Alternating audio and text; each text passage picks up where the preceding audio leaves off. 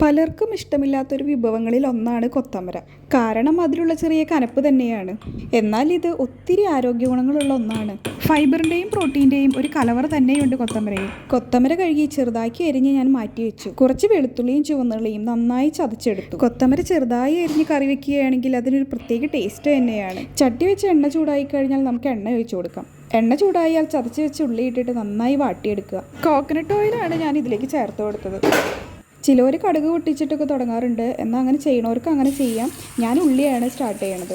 ഉള്ളി വാടുന്നതിന് കൂടെ തന്നെ ആവശ്യത്തിന് കറിവേപ്പില ഇടുന്നത് നല്ലതാണ്. എൻ്റെ കയ്യിലില്ലാത്തതുകൊണ്ട് ഞാൻ ഇടുന്നില്ല. എന്നാൽ കറിവേപ്പില ഒരു പ്രത്യേക ഫ്ലേവർ തന്നെ തരും കറിക്ക്. ഉള്ളി വാടിക്കഴിഞ്ഞാൽ നമുക്ക് മഞ്ഞൾപ്പൊടി, ക്രഷ്ഡ് ചില്ലി ഇവ ചേർത്ത് കൊടുക്കാം. ഇതിലേക്ക് പിന്നെ ഓവറായിട്ടുള്ള മസാലയുടെ ആവശ്യമൊന്നുമില്ല. മസാല വാടിക്കഴിഞ്ഞാൽ നമുക്ക് കൊത്തമര ഇട്ട് കൊടുക്കാം. ആവശ്യത്തിന് ഉപ്പ് ഇട്ട് കുറച്ച് വെള്ളം ഒഴിച്ച് നന്നായി ഒന്ന് വേവിച്ചെടുക്കാം. മൂടി വെച്ച് വേവിക്കുകയാണെങ്കിൽ പെട്ടെന്ന് തന്നെ ആയി കിട്ടും. ചെറിയ സിമ്മിലിട്ട് വെച്ചാൽ മതി.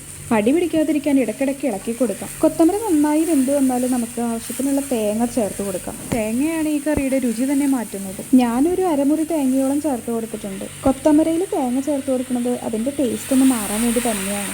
തേങ്ങ ചേർക്കുമ്പോൾ ആ കൈപ്പരസം പിന്നിലോട്ട് തന്നെ നിൽക്കും. അതുകൊണ്ട് തന്നെ ഇത് കഴിക്കാത്തവർ പലരും ഇത് കഴിച്ചു പോകും. കനപ്പറിയാതെ ചോറിനോട് കൂടെ കഴിക്കാൻ തേങ്ങ ഒരു ഗുഡ് ഓപ്ഷനാണ്. തേങ്ങയിട്ട് നന്നായി മിക്സ് ചെയ്ത് കഴിഞ്ഞാൽ നമ്മുടെ റെസിപ്പി റെഡിയാണ്.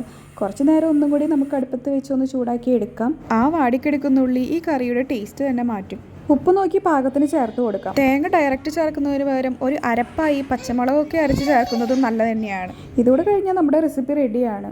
എന്നാൽ ഒത്തിരിയേറെ ആരോഗ്യ ഗുണങ്ങളുള്ള ഈ റെസിപ്പി എല്ലാവരും ട്രൈ ചെയ്യണം. ഗർഭിണികൾക്കും മുലയൂട്ടുന്ന അമ്മമാർക്കും നല്ലൊരു ഓപ്ഷനാണിത്. പലരുടെ വീട്ടിലും സാമ്പാറിൽ ഒതുങ്ങിപ്പോകുന്ന ഒരു വിഭവമാണ് കൊത്തമര.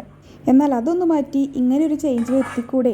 അതാവുമ്പോൾ ഇതിൻ്റെ മാത്രമായിട്ടുള്ള പോഷക ഗുണങ്ങളെല്ലാം നമുക്ക് കിട്ടും. നമ്മുടെ കുഞ്ഞുമക്കൾക്കെല്ലാം ഇങ്ങനെയുള്ള റെസിപ്പികൾ ഇപ്പോഴേ തന്നെ ശീലിപ്പിക്കുന്നത് വളരെ നല്ലതാണ്. അപ്പോൾ എല്ലാവരും വീഡിയോ കണ്ട് തന്നെ സപ്പോർട്ട് ചെയ്യണേ. ഈ ഹെൽത്തി റെസിപ്പി ഇഷ്ടമായാൽ ഞങ്ങളുടെ ചാനൽ സബ്സ്ക്രൈബ് ചെയ്യാൻ മറക്കല്ലേ.